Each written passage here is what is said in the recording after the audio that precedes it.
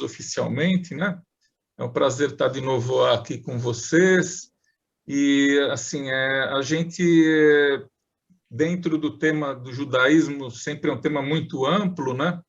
Mas o que eu queria era mostrar um pouco para vocês como as religiões e o judaísmo, dentro das religiões, elas são dinâmicas, elas mudam, elas nunca estão, elas são alguma coisa estática, elas têm um movimento.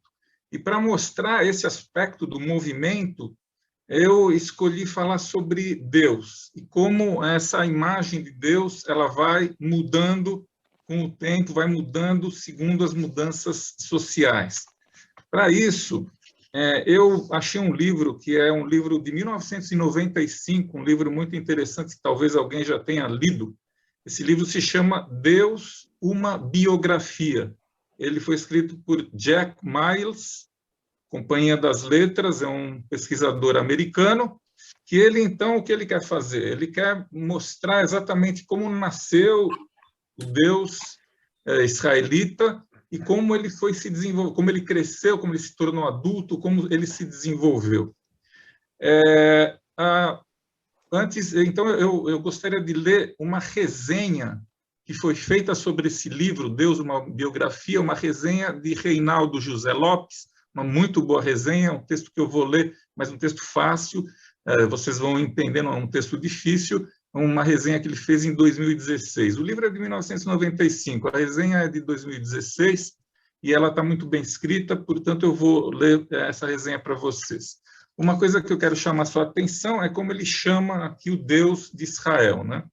Porque o Deus de Israel, o nome dele, segundo está na Torá, na Bíblia, ele é composto de quatro letras hebraicas.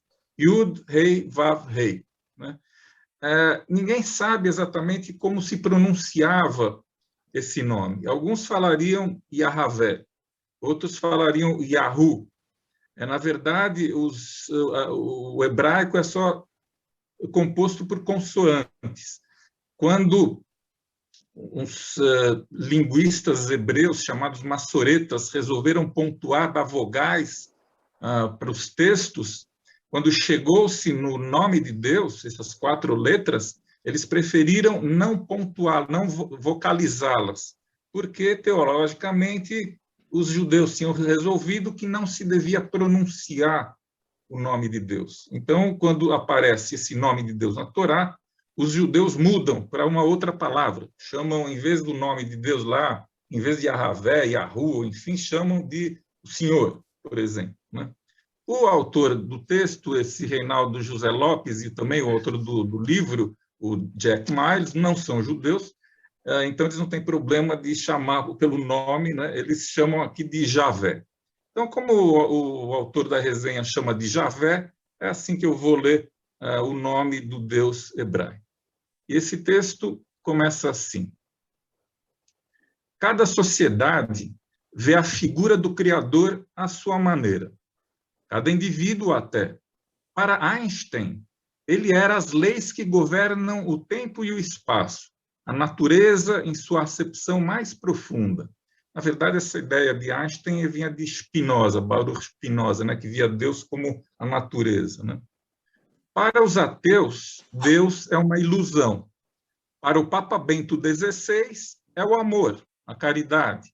Quem ama, habita Deus. Ao mesmo tempo, Deus habita quem ama, escreveu em sua primeira encíclica.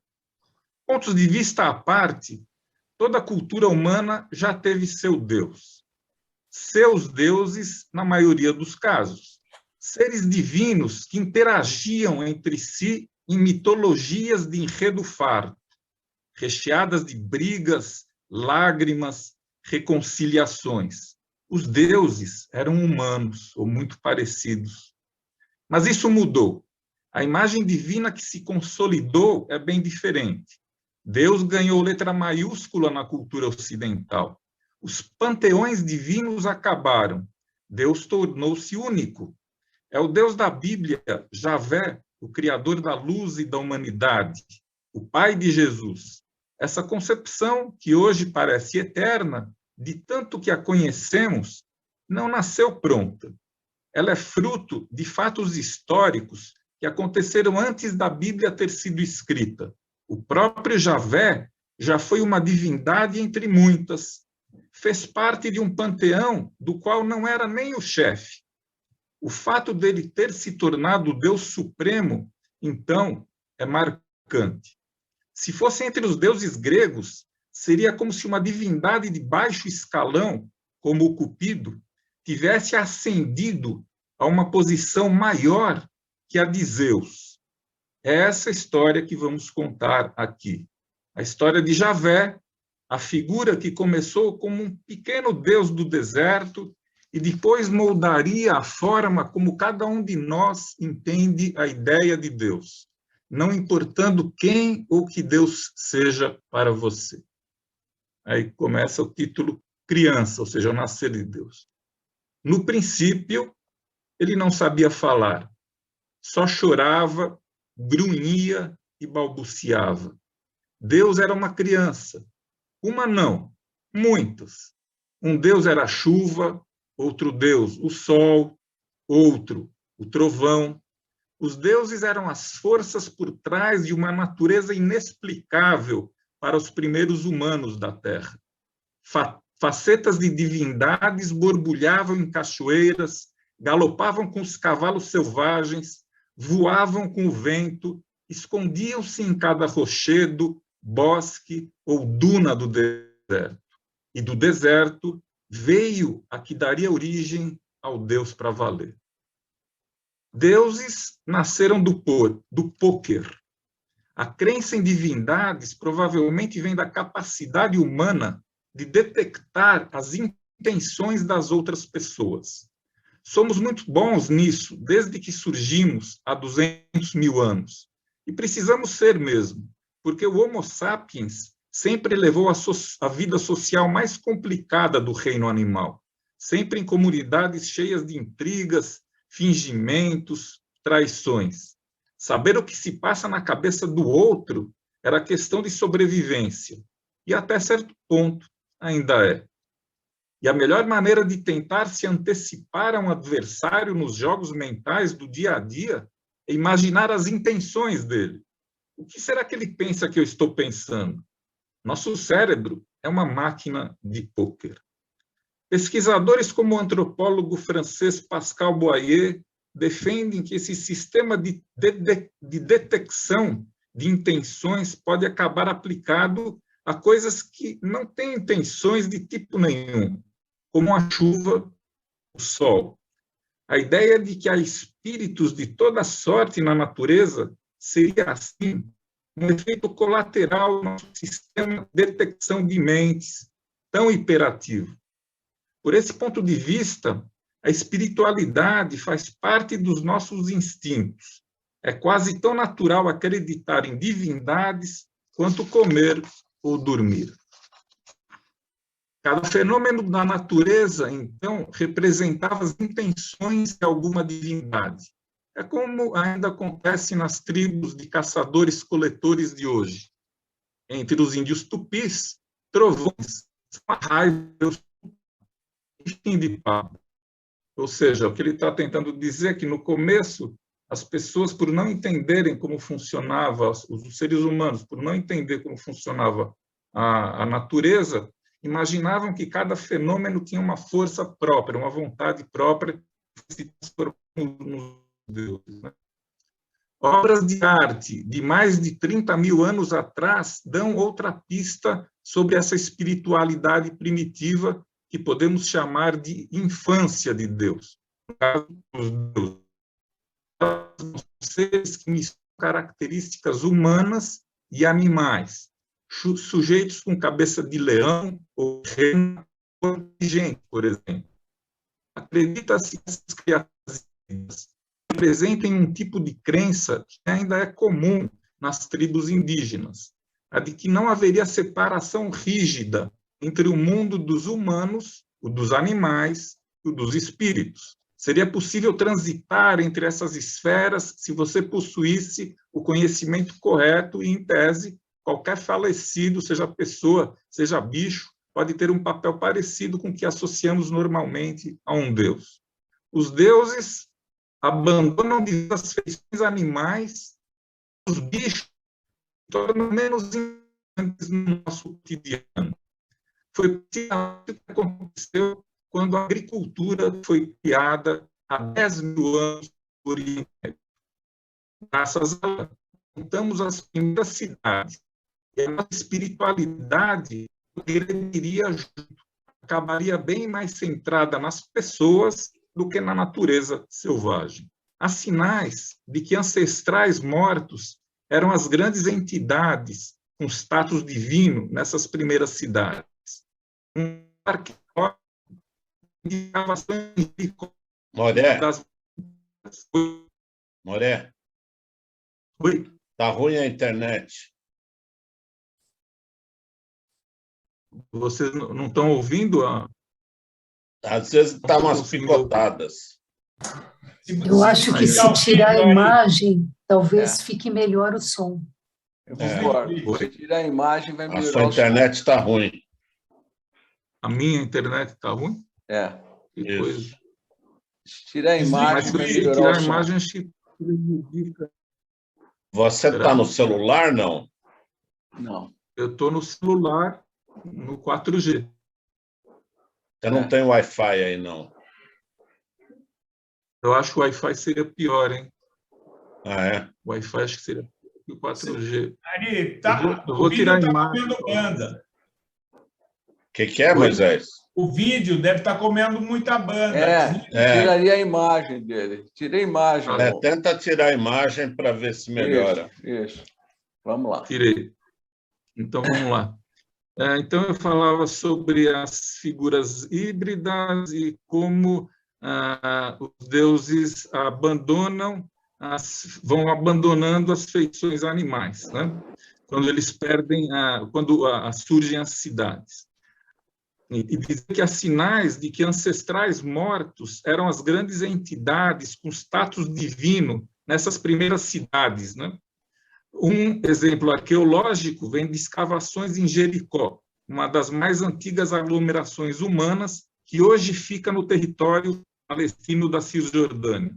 Os habitantes de Jericó enterravam o corpo de seus mortos, mas guardavam o crânio, que era recoberto com camadas de gesso e tinta, simulando o rosto humano. Assim preparada, a caveira talvez servisse de oráculo doméstico, uma espécie de deus particular para cada família.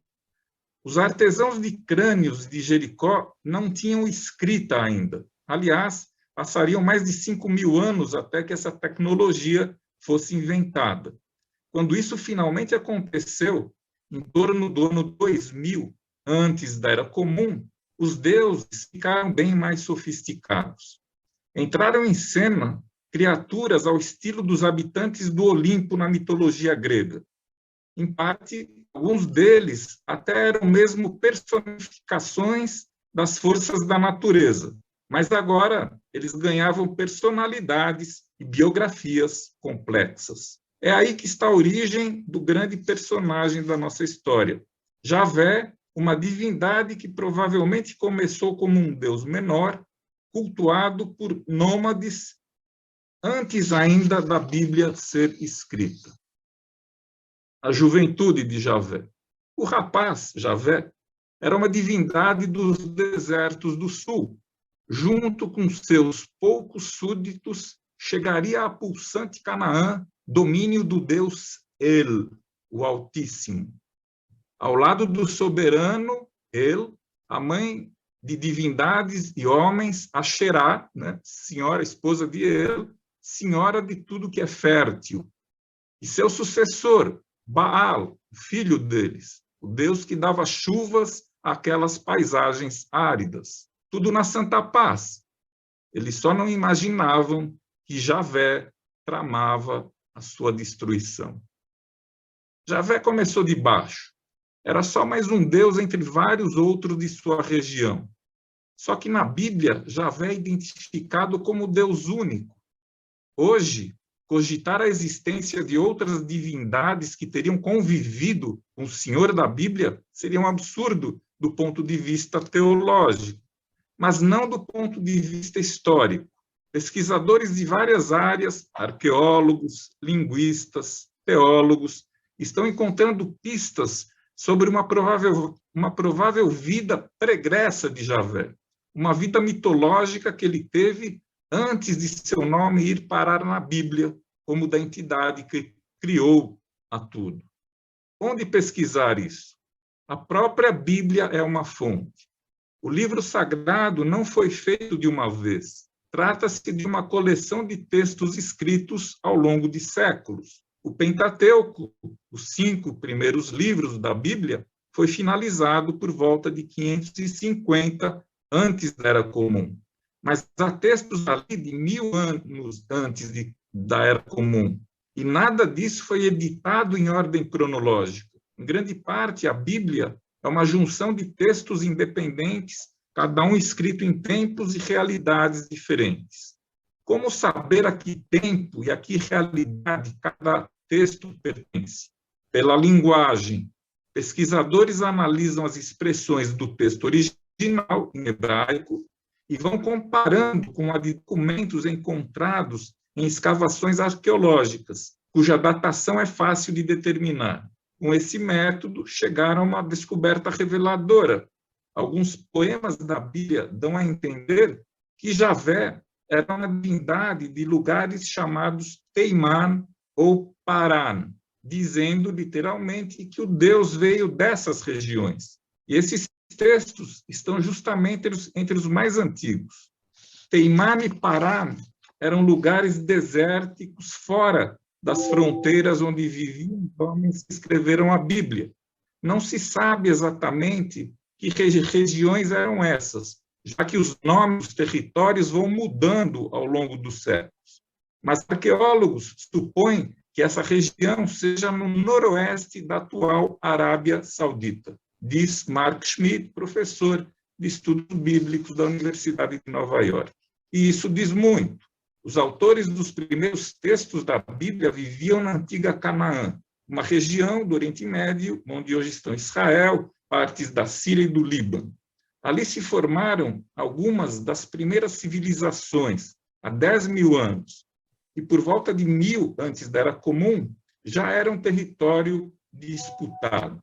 Estava dividido numa miríade de tribos, israelitas, hititas, jebuseus, enfim, várias. Apesar das rivalidades, todas tinham culturas parecidas, reverenciavam o mesmo panteão de deuses, por exemplo. Mas Javé, pelo jeito, não era um deles. Teria sido importado das áreas desérticas do sul. Outra evidência disso é a associação de seu nome com os chamados Chassu. Chassu é um termo egípcio que significa nômade ou beduíno. Algumas inscrições egípcias mencionam Javé dos Chassu, dessas tribos. Uma possibilidade, então, é que nômades do deserto teriam se incorporado às tribos israelitas, trazendo o novo Deus com eles, vindo do sul, né? Essa divindade se embrenharia no meio da grande mitologia desse povo, o panteão de deuses cananeus. Mas quem eram essas divindades? As melhores pistas a esse respeito vêm de Ugarit, uma cidade antiga encontrada durante escavações arqueológicas na atual Síria. Ela foi destruída por invasores por volta de 1200 antes da Era Comum, quando os israelitas ainda eram um povo em formação. As inscrições encontradas ali, então, servem como uma cápsula do tempo. Revelam o contexto cultural em que nasceu a mitologia israelita. Mostra como era a mitologia dos antepassados dos escritores da Bíblia. E os deuses em que eles acreditavam seriam fundamentais para a biografia de Javé. O panteão de Ugarit é bem grandinho, mas algumas figuras se destacam. Ao pai dos deuses e dos homens, o idoso, bondoso e barbudo El. Sua esposa, a Xerá, deusa da vegetação e da fertilidade. A filha dos dois, Anat, feroz deusa do amor. E o filho do casal, Baal, deus da guerra e da tempestade, que morre, ressuscita e derrota as divindades malignas Yam, o mar, e Mot, a morte. Muitos estudiosos especulam que as tribos israelitas originalmente tinham El como seu Deus supremo. Afinal, o nome do povo bíblico também termina com o elemento El, Israel. Esse tipo de nome próprio, conhecido como teofórico, ou seja, dentro do nome portar o nome de um Deus, costuma dar pistas sobre o ente divino que o dono do nome venera. Diz assim a Ayrton José da Silva, professor de Bíblia da Arquidiocese de Ribeirão Preto. Mas uns indícios a respeito de El vão além da nomenclatura. O Deus cananeu também tem uma relação especial com os chefes de clãs, prometendo-lhes uma vasta descendência. Exatamente o que Javé faria depois na Bíblia ao selar uma aliança com os ancestrais dos israelitas, Abrão, Isaque e Jacó. Ele é o Deus desses patriarcas, diz Cristiane Hayes, professora de estudos judaicos de Yale. Agora a fase adulta. Israel é minha herança, brada o impetuoso Deus do deserto. Diante dele, a Assembleia dos Deuses de Canaã se sente cada vez mais intimidada. E numa escalada de poder sem precedentes, o guerreiro chega a ser considerado idêntico ao próprio El, como criador e governador do mundo. A própria esposa do antigo Senhor dos Deuses passa às mãos do novato. Uma ameaça pairava sobre os deuses de Canaã. Era a ambição de Javé. O novo Deus começou a buscar seu lugar entre as antigas divindades cananeias e teve sucesso. Com sua personalidade forte, foi ganhando espaço dentro da mitologia israelita, tomando o terreno dos deuses criados pelos povos cananeus. A maior prova disso está em outro texto poético dos mais antigos da Bíblia, o Salmo 82. Nesse salmo é apresentado o chamado Conselho Divino, uma espécie de Câmara dos Deputados dos deuses, na qual eles se reúnem para discutir assuntos importantes. Um indício de que o salmo foi escrito antes do próprio início da Bíblia, que já começa apresentando Javé como Deus único. Lá no salmo, a ideia é que ele preside o conselho e seus filhos ou subordinados discursam. Lá, Javé aparentemente perde a paciência.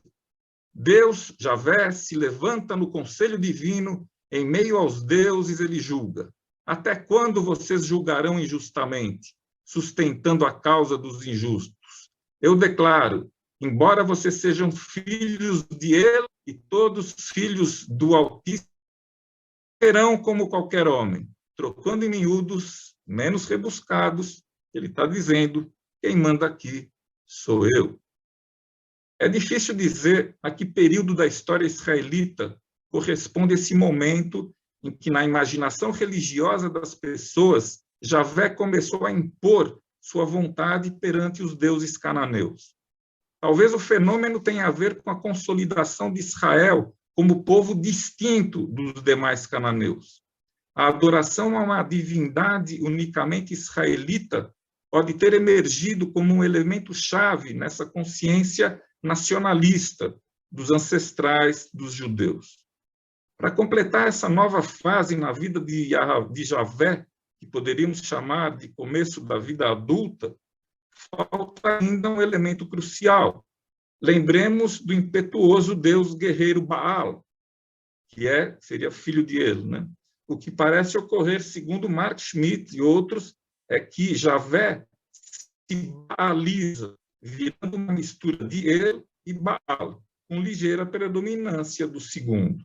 As evidências. Javé e Baal estão associados a tempestades, vulcões, fogo e terremoto. Ambos são guerreiros invencíveis que habitam no alto das montanhas. Baal vive no lendário Monte Tzafon, Javé no Sinai. E a semelhança fica ainda mais detalhada. Na tradição mitológica de Canaã, quem tinha triunfado contra Yam, o deus caótico do mar, era Baal. Mas os textos da Bíblia atribuem essa vitória Adivinhe só, a Javé. Mais sugestivo ainda, alguns salmos parecem ter sido originalmente hinos a Baal, que acabaram adaptados para o culto ao Deus israelita Javé. Só que Javé vai muito além das intervenções típicas de Baal no mundo. Na mitologia israelita, sua grande vitória não é contra o mar, mas sim usando o mar como arma contra o faraó, que tinha escravizado o povo hebreu no Egito. Escolhendo o profeta Moisés como seu emissário, conforme conta o livro bíblico do Êxodo, o novo Deus guerreiro puniu os egípcios com uma sucessão de pragas e, como grande final, destruiu carros de guerra e cavaleiros do faraó, afundando-os no mar. A diferença em relação a Baal é que o Senhor Javé seria capaz de agir não só num passado mítico, mas na própria história dos israelitas. Ele é literalmente o Senhor dos exércitos de Israel, aquele que promete a vitória em batalha em troca da fidelidade religiosa do povo. Daí em diante, Javé nunca deixa de ser, em grande medida, um guerreiro. Além de herdar o trono de El, na mitologia israelita, Javé também pode ter levado a Xerá, a mulher do velho Deus.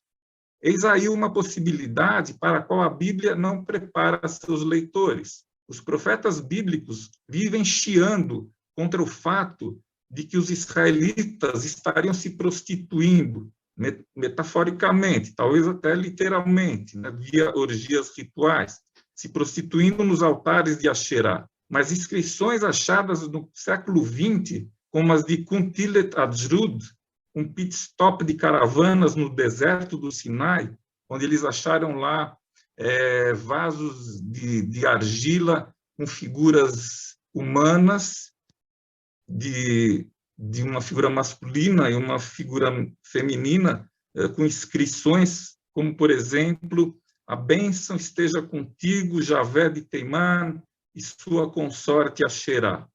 Seja como for, isso é de 800 antes da Era Comum. Seja como for, mesmo se o casamento ainda existisse, Javé logo optaria por um divórcio, daqueles litigiosos, barra pesada, nos quais o pai joga os filhos contra a mãe.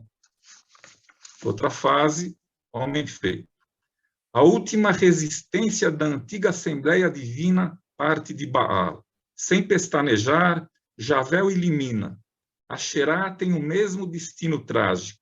Daqui por diante, ele, Javé, estará sozinho nos céus e alcança a serenidade, hora de fazer as pazes com a humanidade e um sacrifício. Seu grande momento estava chegando. Era a hora da virada para Javé. Ele deixaria de ser mais um Deus e viraria o único. No mundo real, esse momento teve data. Foi a reforma religiosa introduzida pelo rei Josias, que reinou de 649 a 609, antes da Era Comum, rei de Judá. Antes, porém, uma explicação política do que acontecia, né? Àquela altura, a nação das tribos israelitas de Canaã tinha sido dividida em dois reinos. Um ao norte, o reino de Israel, e um ao sul, de Judá. E o de cima havia sido derrotado e conquistado pelo Império Assírio, na época de Josias de Judá.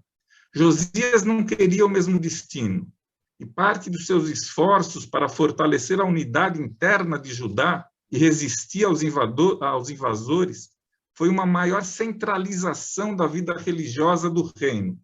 Para isso, ele começou a transformar Javé no único Deus adorado por seus súditos, por decreto, destruindo altares a outras divindades como El, Baal, Asherá. Esse foi o divórcio. Também é possível que date do reinado de Josias o ataque final dos fiéis de Javé ao culto a Baal, muito criticado pelos profetas dessa época. Para a maior parte dos israelitas, não era problema adorar Javé e a Baal ao mesmo tempo. É que outra especialidade do antigo deus cananeu era a agricultura. Ele mandava chuva para regar as colheitas. Até então, embora Javé tivesse tomado conta das funções guerreiras de Baal, nada indicava que ele também pudesse bancar o regador de plantas. Mas os profetas israelitas passam, então, a afirmar que o manda-chuva era ele, Javé. Ou seja, Javé vai tomando espaço dos antigos deuses canaanitas. Essa expulsão definitiva de Baal do panteão explica o episódio do bezerro de ouro durante a passagem dos israelitas pelo deserto. Para quem não se lembra, o povo de Deus, cansado de esperar que Moisés volte do Monte Sinai, constrói uma estátua de ouro de um bezerro, que era o emblema de Baal. Tanto Moisés quanto Javé ficam enfurecidos, e milhares de israelitas morrem como punição pela infidelidade do povo. As ideias de Josias marcariam para sempre a visão que temos de Deus, e mais ainda depois que esse rei acabou morto. Na geração dos filhos de Josias, o reformista, o reino de Judá seria riscado do mapa, e Jerusalém, a capital, acabaria conquistada pelos babilônios. Mas a adversidade do povo teve o efeito oposto na sua fé. No mundo mitológico, Javé se fortalecia como nunca. Com a nação agora indefesa militarmente, era hora de reafirmar que o Deus da nação, ao menos, era todo-poderoso. Nisso, os profetas israelitas diziam que só Javé tinha existência, vida e poder. Os outros deuses eram meras imagens de pedra, metal ou madeira. Era nada menos que a inauguração do monoteísmo. Um momento tão importante na história da espiritualidade quanto a adoção do cristianismo como religião oficial do Império Romano seria bem mais tarde. E era esse Javé único que iria para a Bíblia e se tornaria a imagem de Deus no mundo ocidental. Um Deus, agora, não só dos israelitas, mas da humanidade inteira. O Deus que criou o mundo, que fez o homem à sua imagem e semelhança, e que, de certa forma, era a imagem e semelhança do Yahvé pré-Bíblia. Deus guerreiro, militar, que pune com rigidez as traições dos seus adoradores. A Bíblia está cheia de castigos divinos, dos mais leves, como transformar o fiel Jó, um milionário, num mendigo, como um teste para sua fé, até o dilúvio universal, praticamente um restart no mundo depois de ter concluído que a humanidade não tinha mais jeito. A justificativa para tal comportamento está na própria história de Israel. A ideia era acreditar que os maus bocados pelos quais a nação passou nas mãos dos assírios e babilônios eram provações divinas, e se o povo mantivesse sua fé, tudo acabaria bem. Mas Deus surge na Bíblia como algo mais complexo que um mero feitor. Usando os paralelos desse texto, seria como se ele tivesse amadurecido depois que Josias e os profetas o aclamam Deus único. Javé fica menos humano, menos falível, passa a ser uma entidade transcendental de fato. Começa a afirmar aos seres humanos que os meus caminhos não são os seus caminhos. A ideia hoje familiar de que Deus escreve certo por linhas tortas. Mas o caráter divino só se completará mesmo no primeiro século depois do seu filho, quando o Novo Testamento foi escrito. É a metamorfose mais radical do guerreiro Javé. Encarnado na figura de Jesus, Deus apresenta uma nova solução para a humanidade. Em vez de castigar ou destruir os homens mais uma vez, decide purgar os pecados dos mortais com outro sacrifício, o dele próprio. Morre o corpo do Deus encarnado, não o Espírito divino. Este, agora mais sereno, continuou zelando por nós. E assim será, até o fim dos tempos. Acabará assim a nossa história, certo? Claro que não. A saga de Javé é só um dos reflexos de uma epopeia maior, a da humanidade buscando um sentido para a existência. Nesse aspecto, continuamos tão perdidos quanto os antigos que não sabiam por que o trovão trovejava ou que as estrelas faziam pregadas no céu. Ainda não sabemos por que estamos aqui, e a única certeza é que vamos continuar buscando respostas, seja o que Deus quiser. Ou seja, esse é o texto que eu trouxe para vocês, né, uma resenha mostrando como o Deus Javé aparece na história, na arqueologia, como ele aparece na Bíblia, né, como a imagem de um rei da antiguidade, né, o criador da nação, o protetor da nação, aquele que faz a justiça, que provê a nação, mas, ao mesmo tempo, é muito zeloso, muito ciumento, não admite traições, né, dos seus seguidores. Esse é o rei que aparece na Bíblia, e, aos poucos, ele vai se despersonalizando, deixando de ser pessoa, né, perdendo a sua forma física humana, perdendo as suas características de personalidade humanas e se tornando cada vez mais abstrato, né, até chegarmos hoje em dia com uma dificuldade muito grande de entender uma figura tão abstrata, né, que nasceu um ser humano e que se transformou num mistério mais profundo, né? A minha intenção era essa, trazer um pouco da história desse Deus de Israel, né? Desde o seu começo tímido lá no deserto até se tornar o único Deus. Perguntas, discussões? Bom, eu vou repetir a instrução que o Wagner deu logo no início, porque muita gente chegou um pouco depois. Para fazer as perguntas, o Wagner é o primeiro que se inscreveu, vocês clicam lá embaixo, em algum lugar aí da sua tela, aparece o Reactions. Aí, no Reactions, tem um espaço que está escrito Raise Hands. Então, vocês clicando lá, você vê que aparece uma mãozinha na tela. E o Zoom já organiza na ordem. Então, por exemplo, aqui o Wagner, o Efim, eu, o Roberto, e assim por diante. Então, a ordem das pessoas fazerem as perguntas já é automaticamente organizada pelo Zoom. Então, quem quiser fazer perguntas, por favor, faça isso. Vai lá no Reactions e aperta o Raise Hand. Tá? Wagner, vai falar. Henrique, você podia explicar, assim, com suas próprias palavras,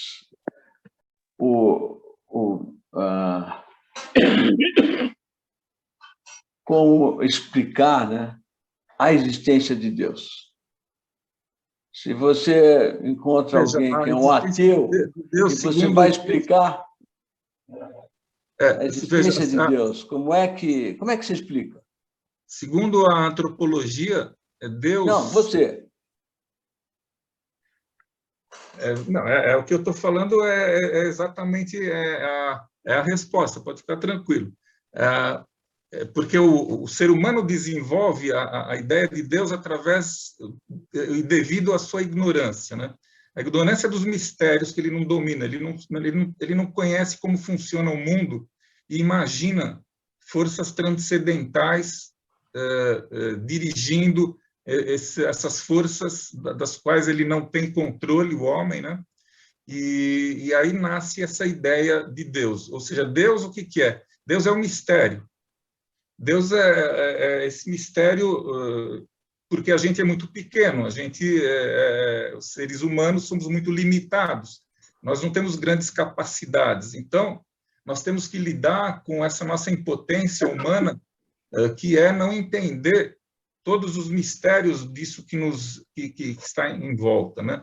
Então, Deus é uma tentativa da gente controlar o caos, né? A gente precisa de resposta, a gente precisa se sentir mais confortável, mais calmo, a gente precisa ter certeza que nós não estamos num caos, que existe alguma ordem. Então, a gente, vamos dizer assim, põe em Deus essa ordem que nos acalma. Portanto, a existência de Deus, ela, como diz o texto, ela é tão antiga quanto a humanidade. o homem precisa de certa segurança, ele precisa saber que não está no meio de um caos. Bom, não, depois eu falo, eu continuo depois, mais tarde. Vamos lá. Enfim, segue. Sim. Henrique, é claro para nós que a questão de Deus tem uma origem múltipla. Ou seja, havia os gregos com seus deuses, cada um controlando um departamento, por assim dizer, né? Deus do comércio, Deus da guerra, Deus da felicidade, etc. E essas ideias, na verdade, provavelmente contaminaram os pensadores da época e foram adotados, modificados, etc. Agora, a grande invenção aí é a questão de que esse Deus é um, não tem esses vários outros deuses, uns bons, outros maus, né? Good cop, bad cop, por assim dizer, e é uma narrativa já muito mais linear e mais simplificada, vamos dizer assim. Agora, a questão é que esse Deus também ele se transformou nesse período contemporâneo, moderno, contemporâneo, e hoje em dia essa questão de Deus provavelmente não é tão central assim. Eu acho que estamos muito mais ligados em ritos e tradições do que, na verdade, crença num Deus todo-poderoso. Como é que você vê essa evolução do judaísmo para essa identidade contemporânea, em que o Deus não ocupa mais, vamos dizer, o altar central, mas nós somos muito mais atinentes a boas práticas, por assim dizer, dos 10 mandamentos de Moisés e outras virtudes que nos são passadas por nossos antepassados. Como é que você vê isso? Bom, assim, essa questão da ética, ela também faz parte da religião há muito tempo, né? Ou seja, o Deus israelita, em determinado momento, ele vira um Deus que exige um comportamento ético dos seus súditos, né? Então, se a gente puder, os profetas Isaías, Amós, são todos a voz dessa ética, né? Eles estão lá falando que o que Deus quer é um comportamento ético. De qualquer forma, eu acho que você tem razão. Deus não é mais tão importante assim. E ele deixa de ser assim importante quando ele, historicamente, né, a gente, como falamos na aula passada, com o iluminismo, né, quando ele sai do centro da vida humana e o homem é colocado no seu lugar, né? Então, Deus, que antes era algo institucional, era o Deus que pertencia à igreja, aos rabinos, enfim, Deus passou a ser uma coisa individual. Hoje em dia, não é raro você ouvir as pessoas falarem: eu acredito no meu Deus. O Deus conforme eu vejo ele, não conforme a igreja vê, nem conforme os rabinos dizem, porque a ideia de Deus acompanhou a evolução da humanidade, a evolução do capitalismo, em que o indivíduo se torna importante, né? Portanto, hoje nós temos deuses individuais. Imagina que o Deus da Bíblia, ele não falava com todas as pessoas, ele falava com pessoas escolhidas, ele falava com Abraão, Isaac e Jacó, depois com Moisés. O povão não falava com Deus. Deus era alguém institucional, ele pertencia à instituição. Hoje em dia existe essa ideia do Deus individual, em que cada um conforma, segundo a sua vontade, o seu Deus particular. Mas, sim, a questão ética é uma questão já bastante antiga dentro do judaísmo. Obrigado. Só para completar, o Spinoza, uma vez, aparentemente disse que você não vai encontrar Deus no templo, o Deus está dentro de você, está dentro da natureza. Você, como parte da natureza, ele é parte de você. Então, interessante. Spinoza era de 1600. Então, 1600 o que era? Era o começo do capitalismo. Ele já começa a expressar uma visão de Deus que passa para dentro da pessoa, que já não é mais aquele Deus institucional, né? Um Deus que está dentro de você, que expressa, que está no teu amor para com os outros, está na natureza, ou seja, A Spinoza já mostra uma passagem de mudança da visão de Deus, o Deus institucional e grande que não chega até os homens individuais. Ele começa a passar essa ideia já de que Deus está em cada um, né? Muito bom. Roberto. Ô, Henrique, eu queria fazer uma pergunta que, na realidade, são duas, né? Conforme você leu e conforme você disse, na antiguidade, a ideia que se tinha de Deus é que ele era o responsável pela chuva, a chuva era um deus, o frio era um deus, o calor era um deus, secas era um deus, enfim, existia um deus para cada fenômeno praticamente da natureza, ou para cada coisa que o homem desconhecia, ele dava como causa um deus, né? A partir do momento que a ciência foi evoluindo, uma série de atributos que se davam aos diversos deuses, esses atributos foram descobertos. Então, já não é a questão de Deus, é a questão de como funciona a natureza. Moral da história: será que com o tempo, com a evolução da ciência, a ideia de Deus vai sumir? Porque a gente vai conhecer exatamente aquilo que a gente atribui hoje aos deuses, ao Deus, que são coisas que a gente não conhece? Roberto, você realmente tem... desculpe. Não, só para encerrar, a imagem que fica, pelo menos para mim, eu reconheço que eu não sou religioso. Não é porque eu quero ser do contra, nem não tenho convicções. Eu fico na dúvida se foi Deus que criou os homens ou se foram os homens que criaram Deus. Ok, então essa é a pergunta do milhão, né? É aquela pergunta lá, se o ovo nasceu primeiro ou a galinha que nasceu primeiro, né? Parece que os dois nasceram juntos, mas sim, você tem razão. O politeísmo, o animismo, né, dá ânimo para os eventos da natureza, e depois o politeísmo. A evolução de Deus vai acompanhando a evolução do conhecimento humano, como você falou, né? Então, aquelas primeiras ideias de vários deuses partiam de uma concepção do mundo dos antigos, que o mundo estava em conflito, né? Ou seja, a luz combatia a escuridão, né? Às vezes, quando o dia era mais longo, claro, era porque a luz estava ganhando da escuridão, enfim, existia um mundo em conflito, né? Ou seja, o Deus da chuva ficava com raiva e caíam chuvas muito fortes, ou não tinha seca. Então, a ideia dos antigos é que esse mundo, pelo desconhecimento, que esse mundo era um mundo em que as forças conflitavam umas com as outras e alguma delas sobressaíam em relação às outras. Conforme o conhecimento humano sobre a natureza, como funciona a natureza, vai se aprimorando, o homem vai vendo que este mundo não está em conflito, que esse mundo está em harmonia, que todas essas forças da natureza, elas não estão combatendo umas às outras, mas elas complementam umas às outras.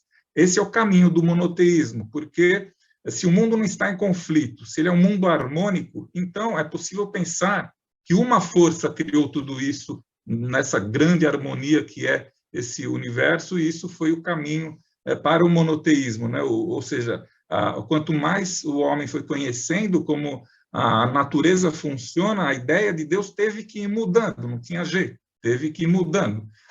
Então, é de se imaginar que a ideia de Deus que a gente tem hoje vai continuar mudando, ela não parou, não vai ficar parada do jeito que está hoje. Eu tenho a impressão que essa ideia do Deus individual, ela tem seus dias contados.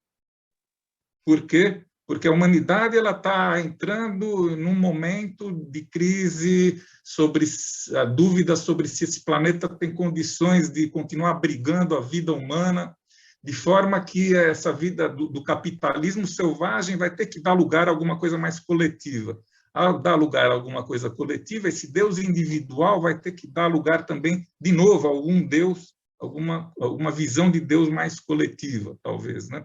Então, eu tenho a impressão de que o que a gente entende por Deus vai continuar mudando.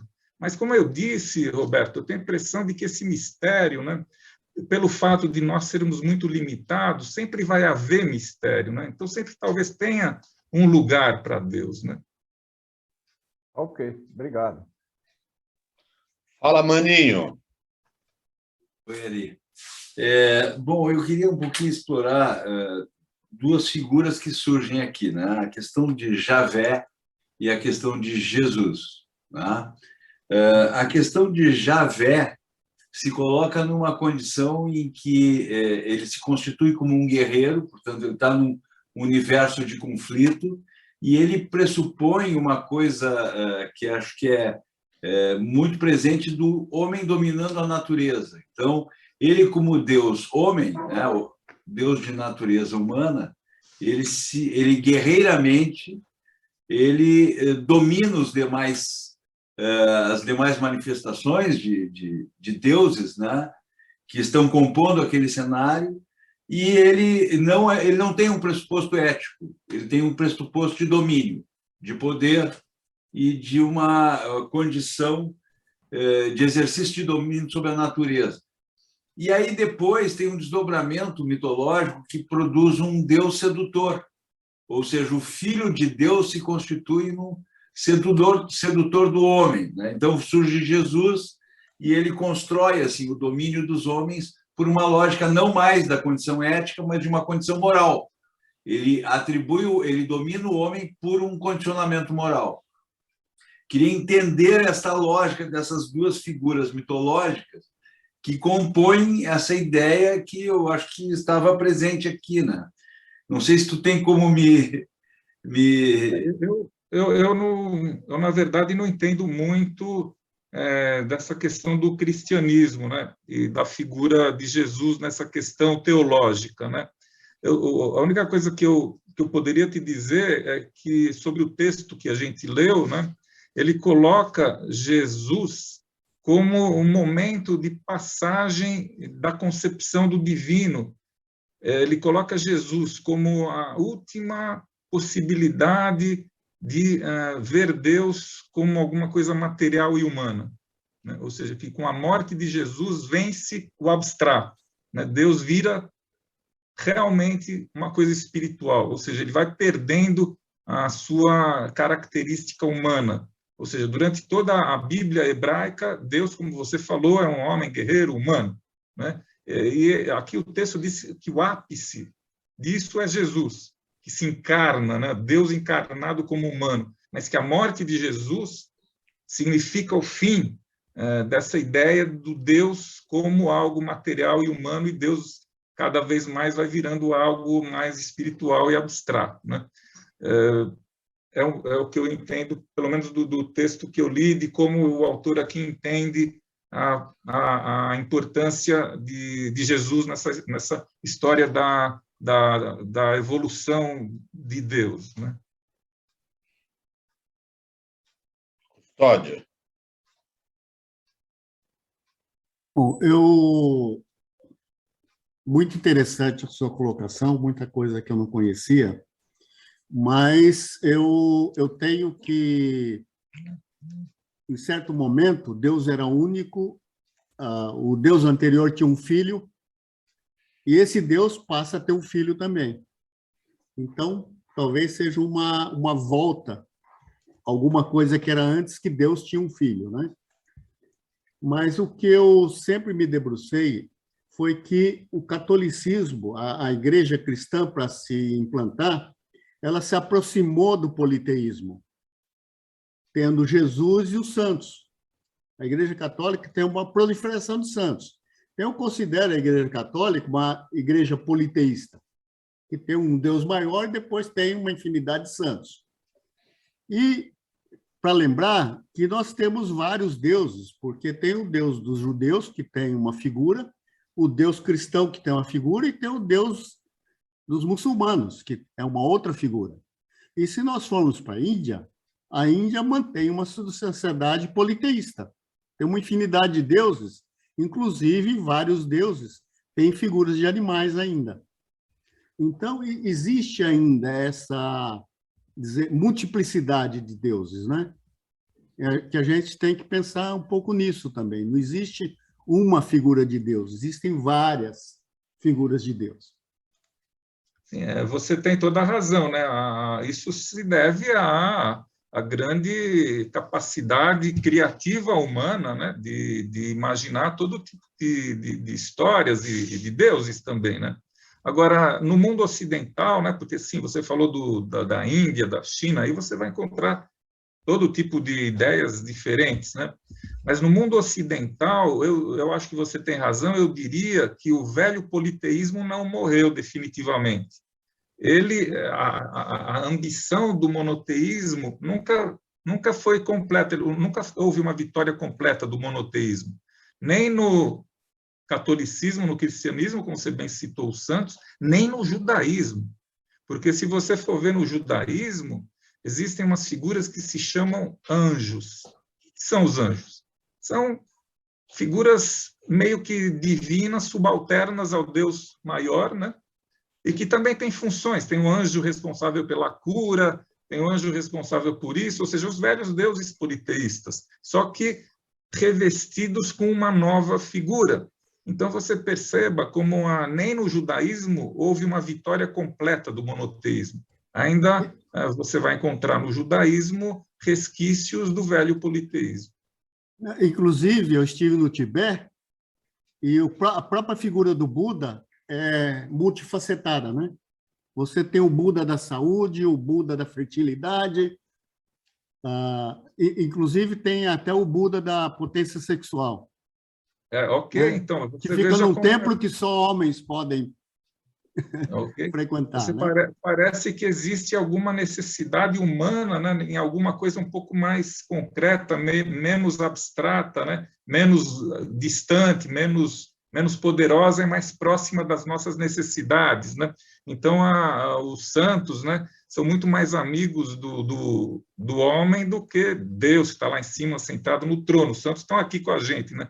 Estamos juntos, né, os santos, né? Mas Deus está muito distante. Então, eu tenho a impressão que no judaísmo também é assim, né? Deus está se tornando muito abstrato, então tem um anjo para isso, um anjo para aquilo, e estão mais próximos, que respondem mais às nossas necessidades e etc. E tem a estrutura, né? Anjos, arcanjos. Né? Bom, tem todo um exército. Legal. Wagner.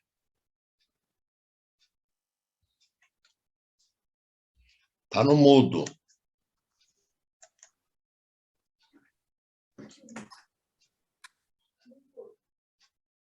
Nós estamos conversando sobre o homem tentando explicar Deus, tentando explicar o universo, de alguma forma, tentando explicar por que estão aqui, sabe, que é tudo isso. Mas eu acho que tem uma explicação lógica, absolutamente lógica, e que dá tranquilidade. E não precisamos nos envergonhar com relação a se Deus existe ou não, se fala que acredita ou não. Eu fui professor universitário. Eu sentia que havia uma certa vergonha de admitir que acredita em Deus ou não. O ideal é falar só agnóstico, porque daí nem sim nem não, muito pelo contrário, vamos ver o que a ciência vai provar. Acho que tem uma explicação absolutamente lógica. É o princípio da causa e efeito. Se existe algo, tem uma causa. Se existe o universo, essa coisa incrível, com leis que explicam, inclusive que tem uma inteligência, porque tem leis que explicam movimentos ácidos.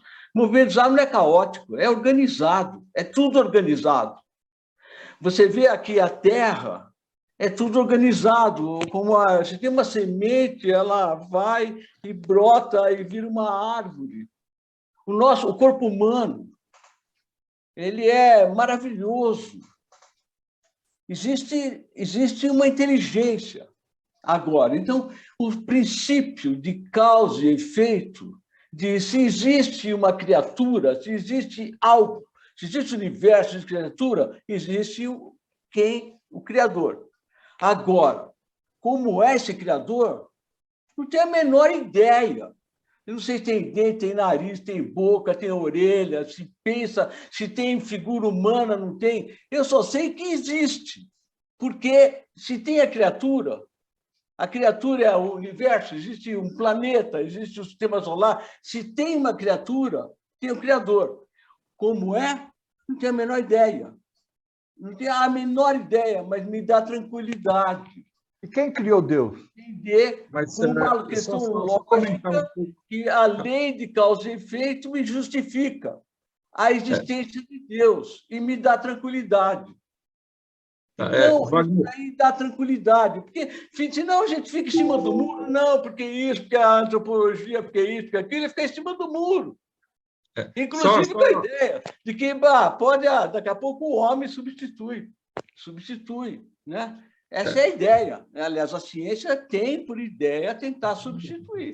50 gigas. E é maravilhoso, que isso aí impulsiona o desenvolvimento científico. Só que não há interação entre a ciência e a espiritualidade. Esse é o ponto. Mas dá tranquilidade à lei de causa e efeito explicar a existência de Deus. Pronto. Wagner, só um comentário a isso. Essas ideias são ideias gregas, aristotélicas. Isso passou para o judaísmo também. Maimônides, né, ele fala mais ou menos isso aí, que a crença em Deus vem a partir da questão da lógica, né? Que é mais lógico supor que esse mundo tenha sido criado por uma força pensante, né, que criou todas essas coisas, do que imaginar que ele se criou por si só. Essa ideia grega da causa e efeito, ela também entra no judaísmo, tentando mais ou menos explicar, não provar. Deus, no judaísmo, nunca tentou ser provado a sua existência, mas tentar explicar logicamente, sim, porque é mais crível, é mais sensato acreditar na existência de uma força divina do que acreditar que as coisas se criam sozinhas, por si só. Essa é uma ideia que você falou aí, está em Maimônides. Ok. Penistela.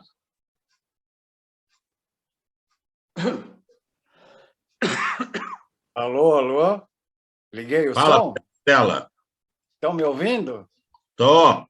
Boa noite a todos e muito obrigado, Henrique, pela maravilhosa palestra, ensinamentos, e aos colegas. A maioria das coisas que eu ia dizer, os colegas já disseram. Mas, vamos lá, eu quero dar uma contribuiçãozinha também, né? O assunto Deus, eu vejo que existe um Deus cósmico, um Deus social e um Deus individual ou espiritual. Eu vejo Deus em vários níveis, né? Por exemplo, todo ser humano olha um dia para o céu e vê as estrelas e se pergunta: o que é isso? O que estou fazendo aqui? Qual é o sentido da vida, né? Então, o Deus cósmico evoluiu muito com a ciência moderna, né? A partir do Einstein, do Big Bang, e a física quântica, houve uma evolução muito grande em relação à pergunta do Deus cósmico, que seria o Criador, que eu vejo que foi o ponto fundamental do Deus judaico. O único Deus, o Criador, né? O resto são deuses sociais. Por exemplo, o Moisés e os 10 mandamentos, né? Não é que são os 10 mandamentos de Deus, são 10 mandamentos sociais. Sem essas 10 regras, a vida em humanidade vira uma bagunça. Não matar, não roubar, são coisas fundamentais para se viver em sociedade. Então, Moisés criou um Deus social, né? E mais tarde o Jesus criou um Deus baseado na consciência, não nas leis. Tipo assim, se você está fazendo uma sacanagem com alguém, gostaria que fizesse com você? Não. Então não faça para o outro. Respeita teu próximo. Isso é a evolução da consciência humana. Tá certo? E uma das grandes características do catolicismo romano é que eles criaram um mix de tudo. Realmente, é o que o Henrique falou, o cristianismo é muito politeísta, não é? Com tantas figuras e santos. E o Império Romano reuniu centenas de sacerdotes do mundo inteiro, na época, lá em Nicomeia, e falaram, não vamos sair daqui enquanto não definir uma religião, né? Para todo o império. E o que eles definiram? Que existe o Deus Pai, que para mim é um ser social, é um Deus social, que seriam as leis de Moisés, é o Pai, o velho sábio, que sabe como viver para não virar bagunça, né? Um Deus Filho, que seria Jesus, com a evolução da consciência humana, e um Deus cósmico, criador de tudo, que não é uma pessoa, é uma energia cósmica que a ciência pesquisa, é o que está por trás do Big Bang, né? E não tem nome, não tem corpo, e realmente o universo foi criado em determinado instante no passado, ele não é infinito e eterno, teve um momento de criação, e aquilo que está por trás do Big Bang é o que se chamaria Deus Criador. Tá certo? Não é, Henrique? O que você acha disso, Henrique? Não, só em termos, já que você citou os 10 mandamentos, né, só vou colocar a visão judaica dessa coisa da religião, né, e que os 10 mandamentos expressariam, pelo menos, o que é o judaísmo, né? Então, é dito que os 10 mandamentos foram escritos em 2 tábuas, certo? 2 tábuas, e que aqui a primeira tábua tem leis referentes à relação do homem para com Deus, são leis rituais, e a segunda tábua são leis concernentes à relação do homem para com o seu semelhante. Então são leis éticas, não matarás, não roubarás. Então. E que o judaísmo, então, ele existe sobre esses 2 pilares, né, que seria um pilar da relação com o transcendente, com Deus, né? Outro pilar da relação do homem com seu semelhante, né? São os 2 pilares do judaísmo, um pilar ritualístico, né, que compreenderia toda a relação ritualística do homem, desde o seu nascimento, como foi desenvolvendo os rituais, né, para tentar se relacionar com o eterno, com o transcendente, né? E outro lado é o desenvolvimento da vida social, que aonde contém a moral e a ética, né? Então é só dizer a visão judaica do que seria a religião judaica, baseada então nesses 2 pilares, né? Um pilar do espiritualismo e outro pilar das relações sociais, né? Exatamente. Eu queria fazer alguns comentários que acredito enriquecem a visão. O ser humano, o Homo sapiens, ele surgiu ali na África, nas nascentes do rio Nilo, e foi subindo para o Egito, para a Babilônia, que são civilizações as mais antigas que a gente conhece, né? E por que isso é certo? Porque os fósseis mais antigos da humanidade se encontram nessa região, na nascente do rio Nilo. Todo mundo já ouviu falar da Lucy, não é? E outros fósseis. Onde é que eles encontram esses fósseis? É na beira do rio Nilo, né? Agora, a cultura egípcia era politeísta. A cultura da Babilônia, lá em cima, era politeísta.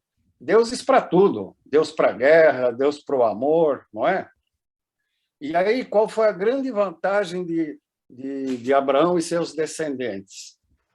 De criar o conceito de que Deus é uma coisa só. Não é um monte de deuses, né? O Deus judaico, eu entendi, que nasceu com a Bíblia, com Gênesis, é o Deus criador do universo, criador de tudo, né? Tá certo? E essa ideia já foi adaptada do próprio Egito. Amenhotep, ele virou o faraó Akhenaton. E existem as figuras dele gravadas em pedra, com as 2 tábuas das leis e a luz do sol iluminando a sua mente, né? Existem esses... Tudo entalhado em pedra, né? Datado de mais ou menos 1400 antes de Cristo, tá certo? Então, o próprio Moisés se inspirou nessas 2 tábuas de leis, só que o Akhenaton considerava que Deus era o sol. Esquece todos os outros deuses, é o sol porque ele dá a vida. E a natureza seria a parte feminina das deidades, tá certo?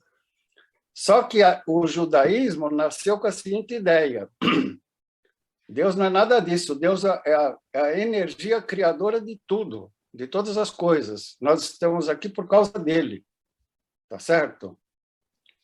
Agora, em relação ao próprio nome da palestra, mudanças de Deus ao longo do tempo, hoje a ciência sabe que o universo nasceu de uma explosão de energia, e se vamos ao conceito de Deus, é algo que está na 4ª dimensão, além do centro do Big Bang. Esse seria o Deus criador, tá certo?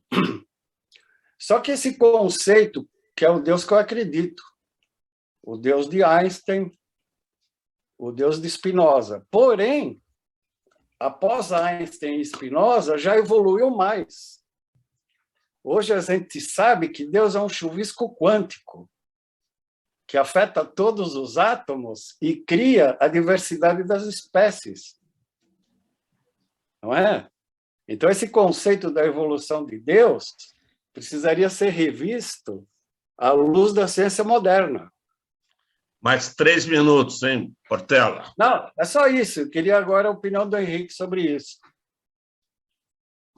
Não, é assim, é aquilo lá. Eu acho que sim, que a humanidade como um todo ela vai desenvolvendo a ideia de Deus e continua sendo desenvolvida.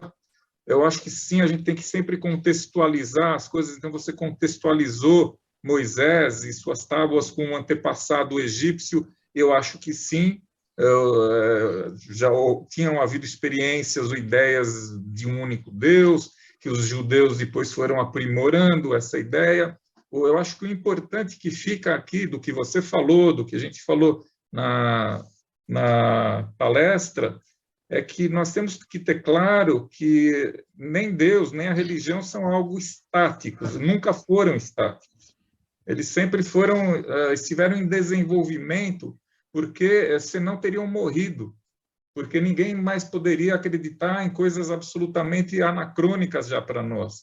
As pessoas têm que acreditar em coisas que são de acordo com o seu nível de conhecimento da humanidade, da sua época, né? Então, sim, a ideia de Deus, ela com certeza ainda vai se aprimorar, tá? Conforme o conhecimento humano vai se aprimorando, né? A única coisa que a minha ideia da minha discussão é que existe um pensamento fundamentalista nas religiões, tanto no judaísmo quanto no cristianismo, no islamismo, um pensamento de que a religião é estática, que ela nasceu pronta e ela continua igual sem nenhuma mudança. E isso é uma grande ignorância, é uma grande besteira. A religião e a ideia de Deus são ideias dinâmicas, ideias em andamento, caminhando junto com a humanidade. Era essa a minha intenção. Era um pouco que contrapor as visões fundamentalistas de que Deus já nasceu pronto e continua igual durante milênios, mas isso não é verdade, né? Essa era a única minha intenção nessa nossa palestra de hoje. Legal. Eu me inscrevi aqui para fazer uma pergunta também, só que mais da metade do que eu ia falar, o Portela já falou. Mas como eu esperei meia hora aqui na fila, eu vou ter o direito à palavra.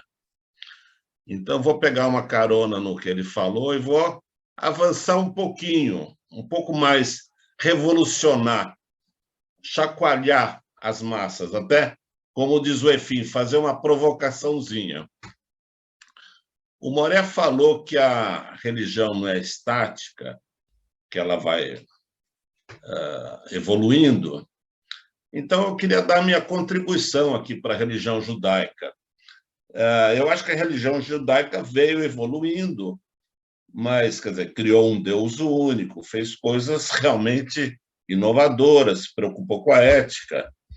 Mas eu acho, tenho a sensação assim que ela deu uma parada, mais ou menos 1000 anos atrás.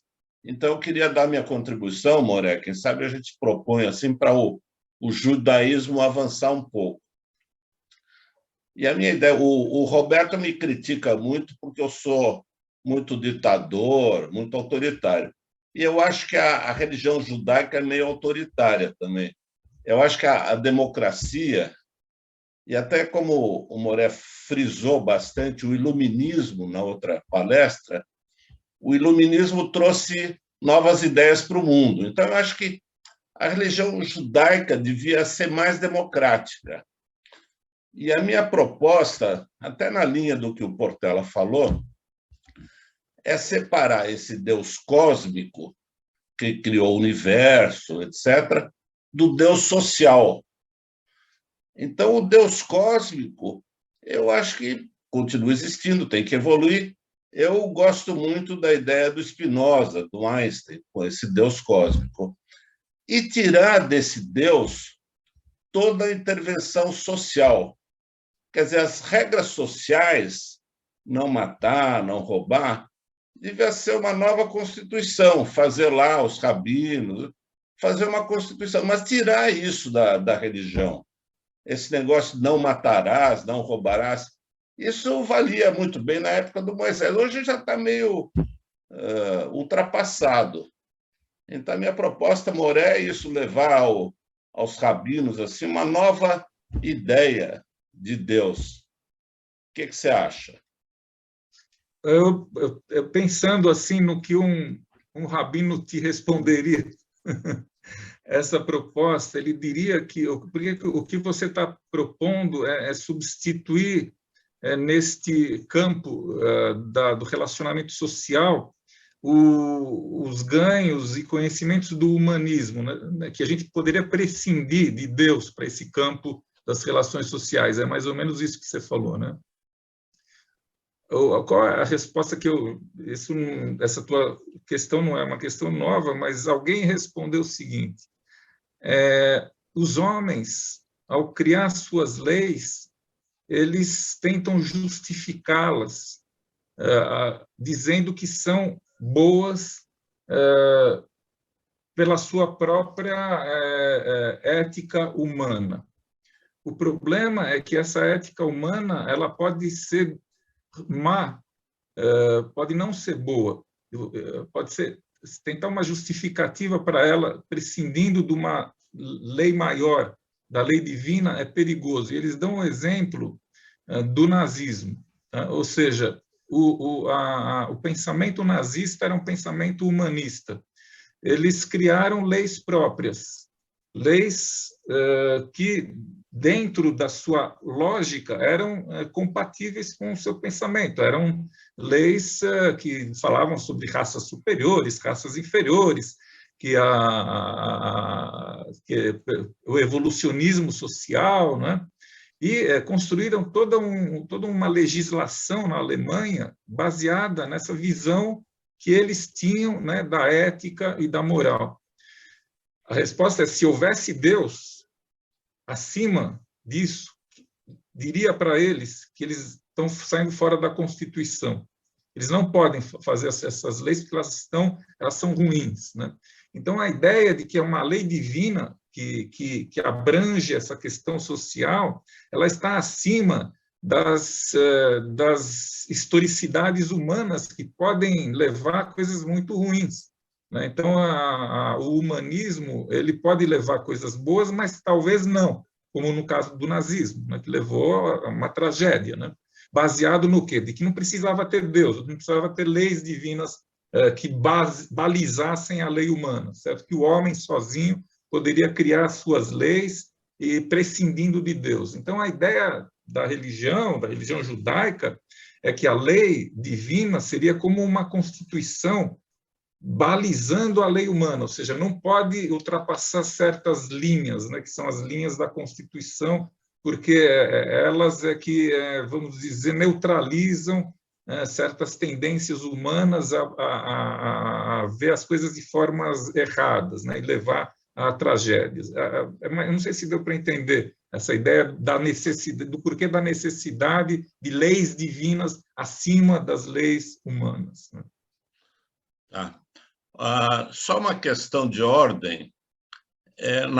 São 9h30, e eu, ditatorialmente, vou pedir para vocês que sejam mais rápidos, e o Moré também, para a gente tentar encerrar. Eu vou encerrar as inscrições aqui. A Maria Eugênia vai ser a última. Tá? Vamos ser mais rápido nas intervenções. Obrigado. Vai, Manaus.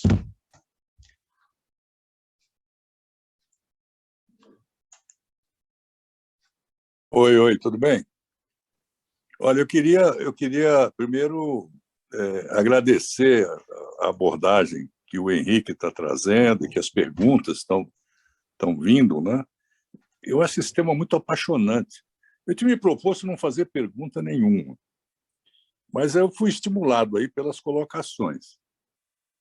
A primeira questão que eu queria colocar é que se houvesse um poder superior que dissesse o seguinte: a humanidade está proibida de pensar em Deus.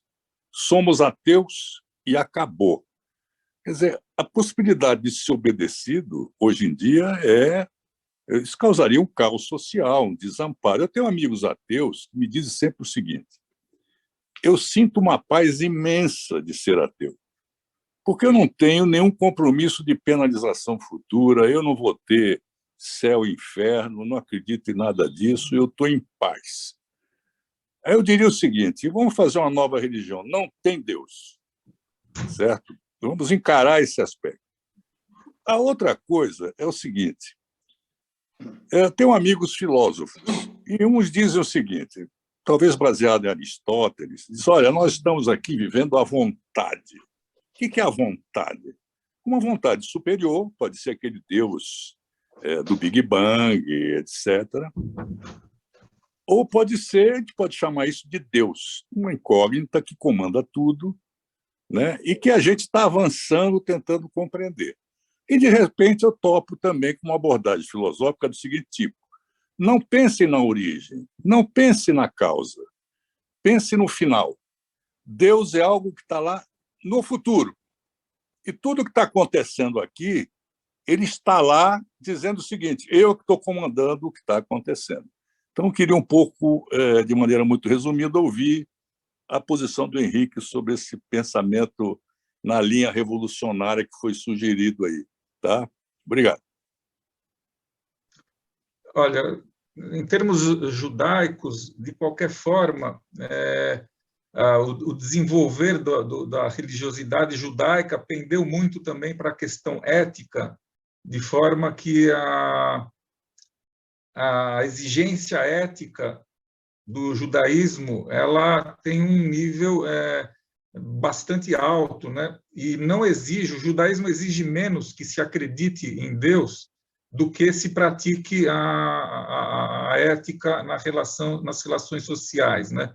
Eu até vou contar para vocês uma historinha judaica que dá mais ou menos a ideia do que é a proposta judaica em relação a isso, que vai mais ou menos de acordo com o que você está falando, João, sobre essa questão de Deus, não Deus, mas sim a questão ética. A historinha é a seguinte: uma mulher vai ao rabino e fala: rabino, eu quero me separar do meu marido, me divorciar. Aí o rabino fala: mas por quê? Ele é um mau marido, ele te trata mal, bate em você? Não. Meu marido é ótimo, ele me trata muito bem, ele faz tudo o que eu quero. Então, talvez ele não seja um bom pai, seja um pai distante, não dê para os filhos o que eles necessitam, Não, Rabino, o meu marido faz tudo pelos filhos, o que eles precisam, ele faz. Então, talvez o seu marido não cumpra com seus deveres com a sociedade, não dê tzedakah, ou seja, caridade, não pratique caridade. Não, não. O meu marido, ele dá dinheiro para várias entidades de ajuda, ele é muito bom nisso. Então, o Rabino fala, então, por que a senhora quer se separar do seu marido? Ela fala, eu quero me separar do meu marido porque ele não acredita em Deus. A resposta do Rabino, olha, minha senhora, pode ser que o teu marido não acredite em Deus, mas pode ter certeza que Deus acredita nele. Então, essa historinha, ela vem nos mostrar que a questão da ética, né? Com Deus, sem Deus, não importa. Importa que você seja uma boa pessoa, que contribua para a humanidade, é mais ou menos assim. Vai, Arthur. Acordou agora?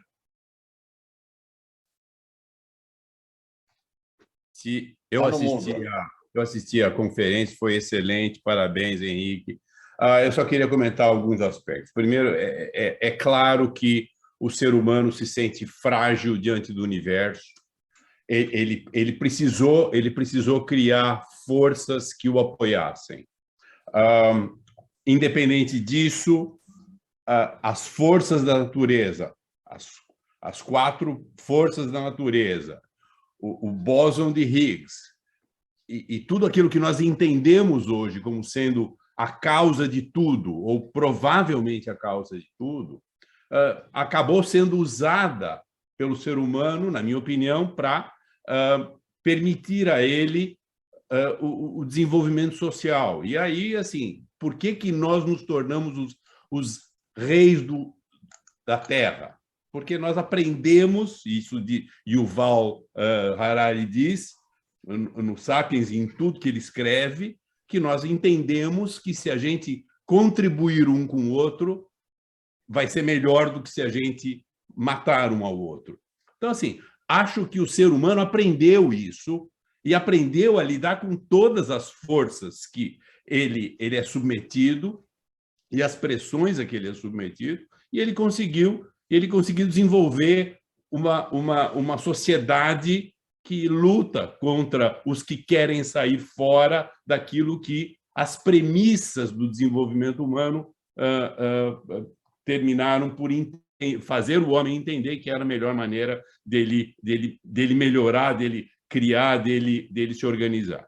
Essa é uma das questões, um dos elementos. O outro que eu queria comentar é o seguinte: eu fui criado com a única percepção material do judaísmo como sendo o pouco de vinho que o anjo na Páscoa judaica bebia na segunda parte do Seder de Pesach, de Páscoa. Hoje eu vejo minha filha, que se tornou ultra-religiosa do sistema Chabad, ela tem um quadrinho do Rebbe, isto é, do rabino Schneerson, em cada aposento da casa dela, como se fosse exatamente aquilo que nós vemos numa casa politeísta, cheia de figuras divinas. E, assim, eu acho que o judaísmo mudou muito. Da minha infância para cá, mudou horrores. Então, acho que a materialização é uma necessidade do ser humano. Eu vejo isso pela minha filha, que ela é mais observante do que eu, e, apesar disso, ela liga mais para as figuras do que eu próprio. Então, assim, queria que o Rabino comentasse isso, por favor, porque essa é uma questão atual do judaísmo, né? Quer dizer, como nós, muitos de nós judeus, nos tornamos materialistas e iconoclastas. Aqui não tem nenhum rabino, não, viu? Rabino, mas, de qualquer forma, o que eu posso lhe dizer, Arthur, é que os rabinos dizem existem 70 faces do judaísmo. que eles querem dizer que existem 70 faces do judaísmo? Quer dizer que o judaísmo é uma coisa muito variada, certo? Existem várias correntes, inclusive o Rabad é uma dessas correntes, e todas elas recebem influências, né? De todo tipo. Nós, por mais que os ultra-ortodoxos judeus queiram se isolar da sociedade, eles não conseguem. Então, tanto é que você vê que o Rabad ele é muito mal visto por outras tendências ultra-ortodoxas, porque o que elas dizem? Que o Rabad é muito assimilado ao cristianismo medieval. Não sou eu que estou dizendo isso, são os próprios ultra-ortodoxos que não são Rabad, né, criticam do Rabad, dizendo isso, que a visão teológica do Rabad ela é muito parecida com o cristianismo medieval, né? E o Rebbe, a figura de Jesus seriam como que paralelas, né? Mas, de qualquer forma, o Rabad continua, ainda não saiu do judaísmo, ainda está dentro do judaísmo, o que mostra que, na verdade, aquilo que o Arthur falava sobre a democracia dentro do judaísmo, ela existe. Porque se ele for ver o quanto de grupos judaicos diferentes existem, com pensamentos muito, muito diferentes uns dos outros, e que todos continuam, de alguma forma, dentro do marco do judaísmo, né? Então, sim, realmente é espantoso que grupos como o Rabad ainda sejam vistos como grupos judaicos, mesmo pensando do jeito que eles pensam e tal, mas eles são, por incrível que pareça. Vai, Roberto. Bom, então, aproveitando a deixa aí, primeiro eu queria parabenizar o Ari. O Ari acha que eu só critico, mas de vez em quando ele tem... É raro, mas de vez em quando ele tem umas ideias boas. Eu acho que realmente seria muito interessante, e eu não sei se o pessoal que cuida das religiões, seja ela qual for, mas que tem origem na Bíblia, não pensa em fazer uma reforma na Bíblia. Não seria o caso de expurgar da Bíblia uma série de coisas que não tem razão de ser, a gente já sabe que não é. Por exemplo, se não me engano, a Bíblia hebraica, os judeus, eles consideram que estamos no ano 4000, tal, desde a criação do homem. Porra, a gente sabe, do mundo, do universo, a gente sabe que isso não existe, então tem que tirar isso. Outra coisa, o dilúvio universal. Deve ter tido um dilúvio ali na Mesopotâmia, uma enchente do Tigres e do Eufrates. Mas fazer a turma acreditar nisso, que as muralhas de Jericó caíram porque tocaram as trombetas, porque Adão e Eva comeram a maçã. Quer dizer, uma série de coisas que eu acho que a pessoa que se atém à Bíblia, vê que isso é um absurdo. Então, como que a gente vai ter um livro base de religião que ainda contém uma série de coisas que são absolutamente inconcebíveis à luz da razão de hoje? Talvez antigamente, ok, mas aí que eu dou parabéns para o Ari. Tem que mudar, porque senão o pessoal passa a ser alvo de xixi, de piada. Acreditar nesse negócio, é um absurdo. Então, a pergunta é a seguinte, feita essa peroração, realmente não seria o caso dos grandes chefes, dos líderes religiosos, pensarem numa alteração, numa mudança dessa Bíblia que existe agora? Você estava perguntando para mim. Bom, é assim. Veja. Não precisa concordar, mas a minha opinião. Assim, a gente tem que contextualizar. A Bíblia, ela, como a gente já falou, ela é uma biblioteca de textos muito antigos. Então, é a mesma coisa que você fazer uma escavação arqueológica e pôr fogo em tudo. Querer destruir a história da humanidade. Assim, ou seja, a Bíblia ela é uma fonte de conhecimento muito grande em termos do mundo antigo, do que os antigos pensavam. A Bíblia, a Torá, ela é só a literatura inicial do judaísmo. Mas a literatura judaica, ela não fica aí. Ela se desenvolveu. Ela se desenvolveu a partir dessa base antiga. Então, a gente não pode jogar a base fora. A gente pode entender a base, entender em que situação essas pessoas viviam, por que elas escreveram essas coisas, E, a partir daí, ir desenvolvendo a ideia religiosa, que foi o que fez o judaísmo e o cristianismo também. Ninguém ficou na Bíblia, a não ser fundamentalistas radicais, né?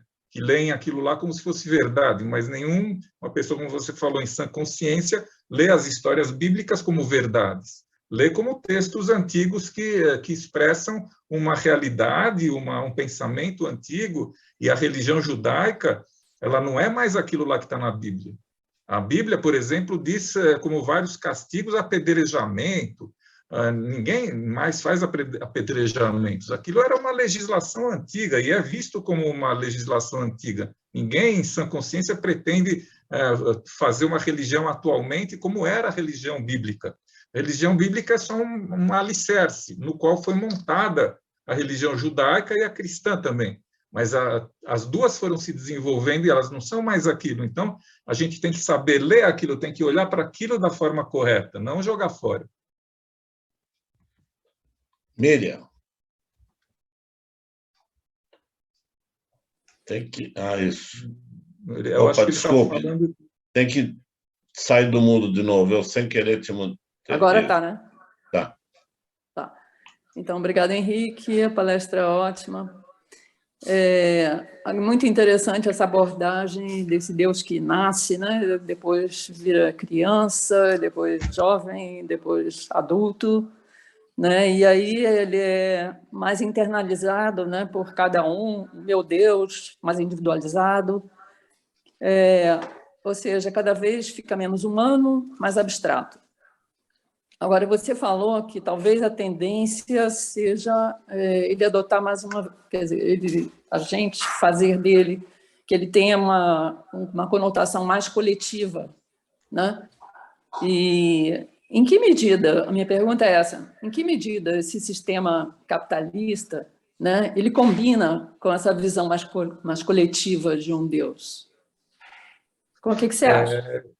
Eu não sei, a minha ideia é que a ideia de Deus ela vai mudando conforme mudam as condições de vida da humanidade, como que elas se relacionam economicamente. Então, a gente falava que o capitalismo ele foi um momento importante na evolução divina, né? Porque o Deus medieval ele deixou de ser e se tornou numa outra coisa, adaptado ao mundo capitalista nosso, né? Então, o que eu tenho a impressão que eu estava falando é que a gente tem que pensar que isso não é o fim da história. A história continua, certo? Então, nós vamos ainda, não sabemos exatamente que novas formas nós vamos criar de relacionamentos pessoais, sociais, econômicos. O que eu quis dizer é que, certamente, com uma mudança de situação, de relacionamento social, econômico, Deus vai mudar junto, né? Para onde, eu não sei, depende para onde a gente anda, né?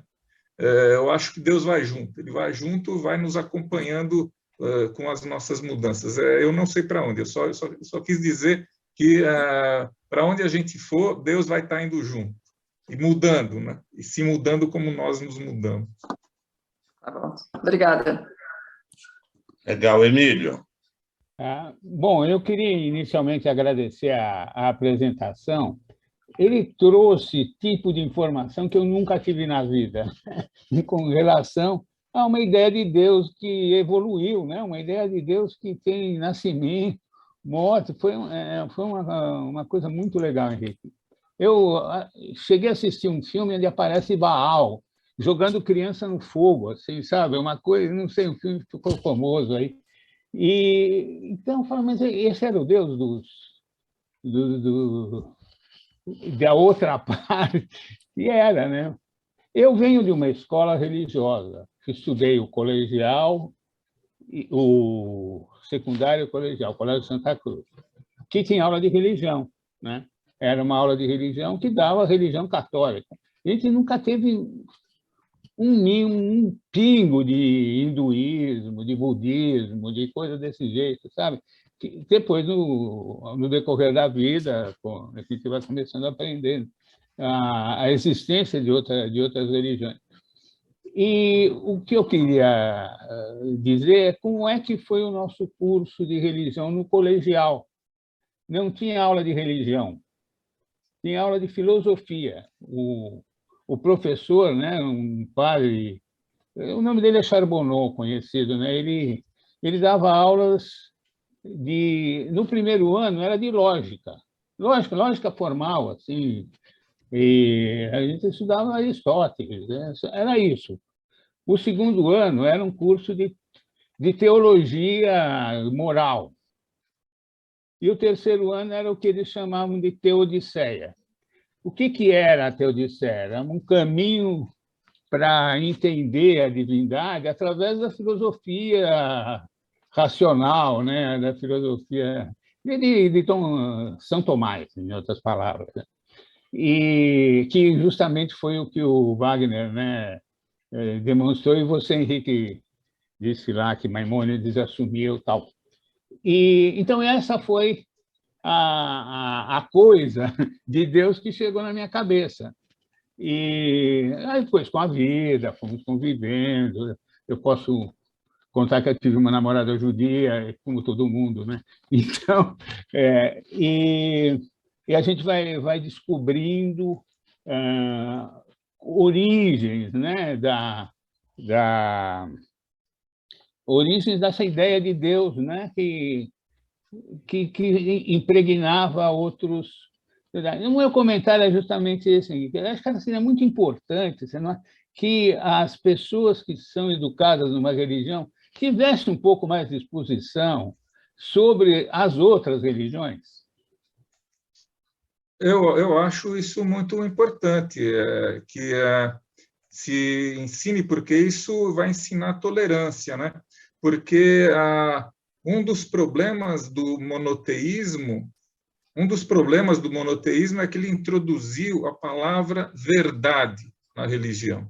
Isso é um problema muito sério, porque enquanto nós estamos no mundo bíblico, que é o mundo politeísta, de vários deuses, a gente vê que na Bíblia, na Torá, não existem guerras religiosas. Existem guerras, mas não religiosas. Quando é que tem guerra religiosa? Quando surge o monoteísmo. Porque a ideia monoteísmo é que a verdade só está comigo. O Deus verdadeiro é o meu, é o único. É o único, não tem outro. Então, isso quer dizer que os vizinhos que vão falar em outros deuses estão com a ideia da falsidade, do mal, e aí começam as guerras religiosas. Então, eu tenho a impressão que o monoteísmo, por um lado, se foi uma evolução no pensamento do universo, ele não foi bom em tudo, porque ele trouxe a palavra verdade para a religião, que é uma coisa que não pode ser aplicada.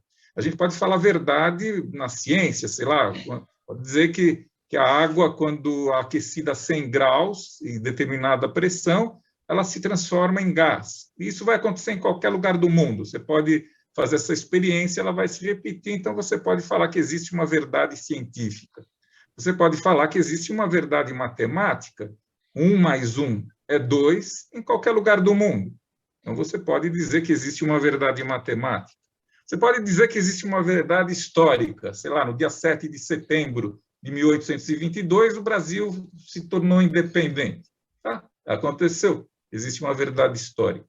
Mas, em relação à religião e a Deus, não existe verdade, porque não se pode provar, não se pode passar pelos métodos de comprovação. É sempre uma questão de fé. Ou você acredita ou não.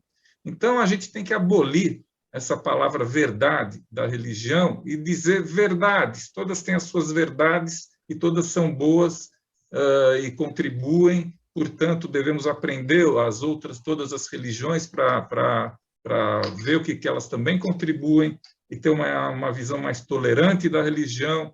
E eu repito, que o monoteísmo se torne mais tolerante. Né? Legal. Maria Eugênia, última pergunta da noite. Eu quero agradecer a excelente palestra e também as contribuições dos colegas, essa discussão toda do Deus ético, do Deus social, e as respostas todas fantásticas, Henrique. Eu podia ficar ouvindo você falando horas. Mas eu queria abordar um outro lado agora. Eu acho que o que aproxima o homem da religião, além da fragilidade frente ao mundo, ao universo, é muito a questão da morte, né? o que vem depois? Aquela grande dúvida, né? O grande mistério. Como é que isso evoluiu? Como é que a relação com Deus evoluiu nesse aspecto? Ok, é uma boa pergunta, vou tentar ser sucinto, porque dava para uma aula também essa questão, você falou da morte, da vida após a morte, acho que você está falando, né? Essa é uma ideia... A colocação do homem frente à morte, né? O grande mistério. É uma ideia própria do judaísmo, né? De que exista alguma vida após a morte, né? Se você for ler a Torá e as histórias dos patriarcas, todas as personagens da Torá, nunca está citado que alguma coisa sobrevive depois que ele morre. Nem Abraão, nem Isaac, nem Jacó, nem Yosef, nem Moisés. Ninguém. Em nenhum lugar da Torá se fala, se trabalha alguma possibilidade de que essas figuras tenham permanecidas vivas de alguma forma. Ou seja, na Torá, a morte é simplesmente voltar para a terra. Do pó viestes, ao pó voltarás. Essa é a frase tema, né? Mas acontece que outras religiões responderam melhor para uma inquietação humana, que era a inquietação da finitude. A ideia de um fim é muito dura, muito difícil para nós. É muito difícil para nós que vivemos imaginar que um dia não vai existir mais nada, que nada vai ficar. Então, isso é muito desconfortável, dá muito medo, né? Então, a ideia de alguma sobrevivência após o fim, ela responde a uma necessidade humana que você falou, da fragilidade nossa, né? Nós somos muito frágeis, muito medrosos, nós gostaríamos de acreditar que existe certa perenidade, que existe algo que vai continuar sempre, né? Então, essa ideia da alma que se separa do corpo e continua viva, que nega a morte, na verdade, né? Ela não é uma ideia originalmente judaica, mas ela entra com tudo no judaísmo, certo? O judaísmo se influencia de outras religiões nesse ponto, e o judaísmo abraça, pelo menos certos grupos abraçam de forma bastante forte essa ideia de alma, de vida após a morte, né? Mas isso não é, no judaísmo não é definidor, tá? Ou seja, você pode ser um judeu acreditando nisso ou não, isso não define o ser judeu. Tem religiões, é claro, que se baseiam nisso. Se você pensa no espiritismo e falar que não existe alma separada do corpo, você acaba com a religião inteira, não existe. Você acabou com o espiritismo, não existe mais, né? No judaísmo isso não é tão importante, né? Existem grupos que cultuam muito essa ideia de vida após a morte, de alma separada do corpo, e outros grupos mais racionalistas que duvidam um pouco, que vão mais com a ideia da neurociência, né? Que tudo provém dessa nossa caixinha que é o cérebro.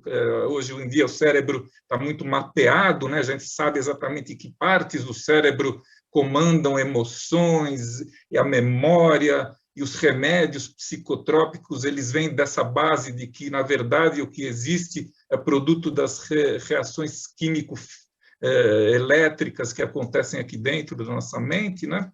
Que isso que a gente chama de alma, na verdade, é produto do cérebro, portanto, a morte do cérebro acabaria com esse negócio que a gente chama de alma, mas, de qualquer forma, a ideia de alma e de vida após a morte, ela responde a uma necessidade humana ainda muito forte, que é um medo do desconhecido, o medo do fim, a dificuldade de a gente conviver com a ideia da finitude. Gente, eu queria já aproveitar, então, agradecer, foi a última, né? Agradecer a todos, foi uma palestra muito boa, todos fizeram ótimos comentários, e que a gente ainda se veja em próximas vezes aí. Um abraço para todos. Parabéns. Um abraço, muito obrigado. Muito bom. Parabéns. Parabéns, Henrique. Parabéns, parabéns, Henrique. Parabéns, Ari. Parabéns, Coordenou bem, Ari. Valeu, Henrique. Valeu. Muito bom. Valeu. Bom. Bom, eu acho, só pegando aqui o finzinho, eu acho interessante essa ideia do Moré e essa ideia do pessoal de apresentar outras variações de religião. Eu acho que é muito interessante a diversidade de pensamento. Modernizar o judaísmo. Modernizar o judaísmo também. Mas modernizar a religião, né? Então, eu acho que é legal de ver as várias faces da religião, como cada um vê a religião. a religião da maneira judaica cristã é muito interessante, mas existe, por exemplo, o espiritismo, as religiões orientais. Eu acho que seria muito interessante se tivesse gente que pudesse falar sobre isso. Vale a pena. Legal. Eu acho que foi deixado claro que as religiões vão mudando e se modernizam. Não existe isso de modernizar a religião. Eles representam situações, sociedade e momento. Não existe modernizar a religião. Elas vão se modernizar naturalmente, vão mudar naturalmente. Com todo o respeito, mas não precisa ser naturalmente. Bom, ditador. Agradeço, então, a presença de todos. Vamos encerrar. Agradeço ao Henrique. Legal. Boa semana para todos. Abraço. Tchau. Obrigado. Boa semana a todos. Parabéns, Henrique.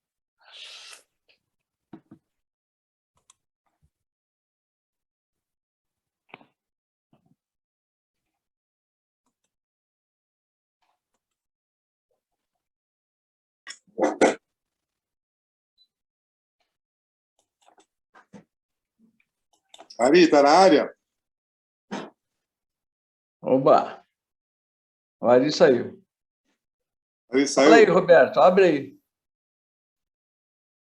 Está sem som. Você está sem som.